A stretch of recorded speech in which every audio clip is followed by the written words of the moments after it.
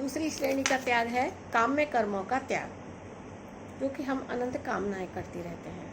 कभी स्त्री की कामना, पुरुष की कामना, पुत्र की कामना, धन की कामना आदि जो भी हमारी प्रिय वस्तु हैं वो हमारे भगवान की साधना में विघ्न डालती हैं। तो इसलिए कामना ना करें, जो जैसा मिला है, जिस हाल में है हम उसी में हमको संतुष्ट रहना चाहिए। तो बता रहे भगवान कि प्रिय वस्तुओं की प्राप्ति के उद्देश्य से एवं रोग संकट आदि की निवृत्ति के उद्देश्य से किए जाने वाले यज्ञ, दान, तप और उपासना आदि सकाम कर्मों को अपने स्वार्थ के लिए नहीं करना चाहिए। यह दूसरी श्रेणी का त्याग है।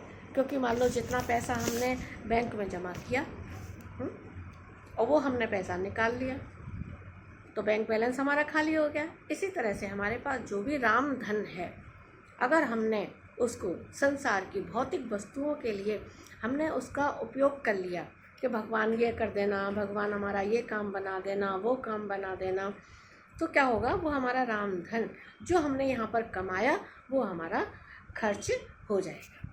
इसलिए सद्गुरु महाराज कहते हैं कि ऐसा धन कमा लो कि राह में तेरी जो काम आ जाए। कौन से राह में? परमार्थ के रास्ते में जो हमारे काम आ जाए कि भगवान तुमने जो भी दिया है, जैसा दिया है, मुझे सब कुछ स्वीकार है। जिस हाल में भी आप भगवान रखें उसी में हम सबको रहना चाहिए, किसी की भी कामनाएं नहीं करनी चाहिए। तो ये दूसरी श्रेणी का त्याग बताया है। और तीसरी श्रेणी का त्याग है तृष्णा का सर्वथा त्याग।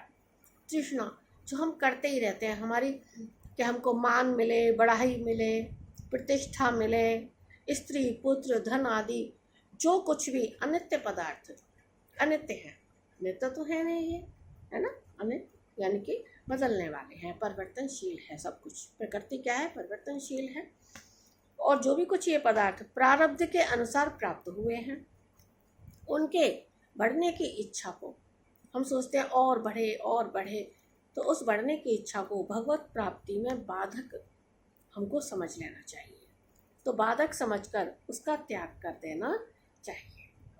यानी कि किसी भी चीज़ की हम इच्छा, कामना, तृष्णा ना करें। यह तीसरी श्रेणी का त्याग बता गया है। और चौथी श्रेणी का त्याग क्या है? स्वार्थ के लिए दूसरों से सेवा कराने का त्याग। हम क्या करते हैं? अपने सुख के लिए किसी भी तरह की सेवा लेते रहते हैं।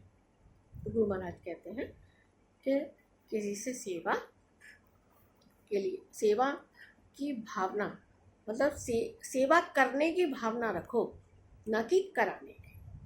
कि भगवान हमको ऐसा बना दो कि मैं सबकी सेवा करती रहूं, इस तरह से करती रहूं या करता रहूं, इस तरह से हमको बना दो, है ना। और हमारे मन को भी ऐसा बना दो, हरि जी मेरे मन को बना दो शिवाला, जपू नाम तेरा हो मन में उजाला।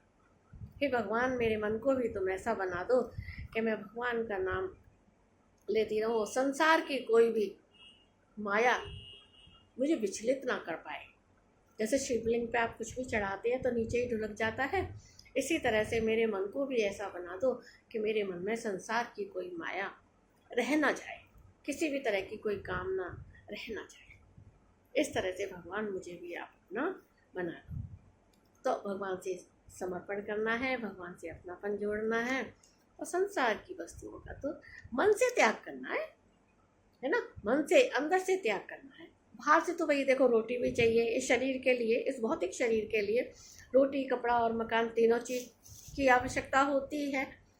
तो गुरु महाराज कहते हैं कि आवश्यकता के अनुसार उपयोग करो, उपभोग मत करो।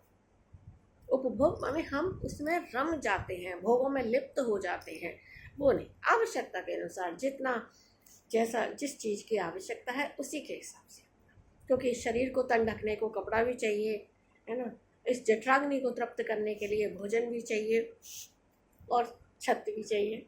तो इस तरह से बस भगवान का सुमरन करते रहेंगे तो हम सबका कल्याण हो जाएगा। हरि ओम।